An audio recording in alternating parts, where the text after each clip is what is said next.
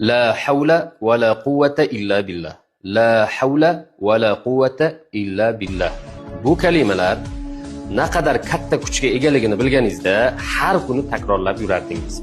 5 ta foydasini keltiraman.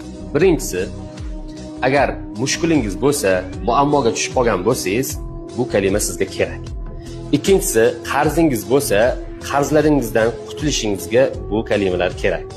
Uchinchisi, dardingiz bo'lsa, kasal bo'lsangiz, yuzlab kasallarga bu kalima shifo hisoblanadi. To'rtinchisi, o'zingiz, oilangiz, farzandlaringizga zarar yetkazadigan sehr jodular bo'ladimi yoki jinlar bo'ladimi? Agar bu kalimalarni aytsangiz, hammasini kuydirib yuboradi.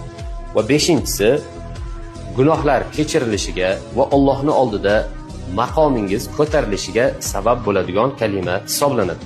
Bunga tarixiy bir voqeani dalil sifatida keltiraman. Sahobiy Malik ibn Ashja'i o'g'illari Avf dushmanlar qo'liga asirga tushib qoladi. Bu xabarni payg'ambar alayhisalomga yetkazganlarida u zot aytadilarki, la havla va la quvvata illa billahni o'zing, ayoling ko'p-ko'p takrorlab turasizlar. Va o'g'lingga ham biror bir yo'l bilan yetkaz, u ham takrorlab tursin deydilar.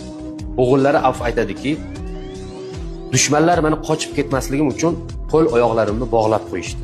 Va ular uxlagan paytda men bu kalimalarni ko'p-ko'p takrorladim. Va u tugunlar yechilib ketdi. Ularning oldidan tezroq qochishim uchun qo'rg'ondagi bitta tuyani mindim. Eshigini ochganimda butun bir to'da tuya oldimga tushib, uyimgacha yetib keldi deydilar.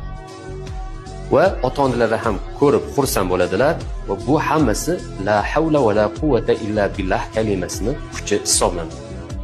Ma'nosini ham aytaman. Kuch va qudrat yo'q, u faqat Allohdan degan ma'noni bildiradi.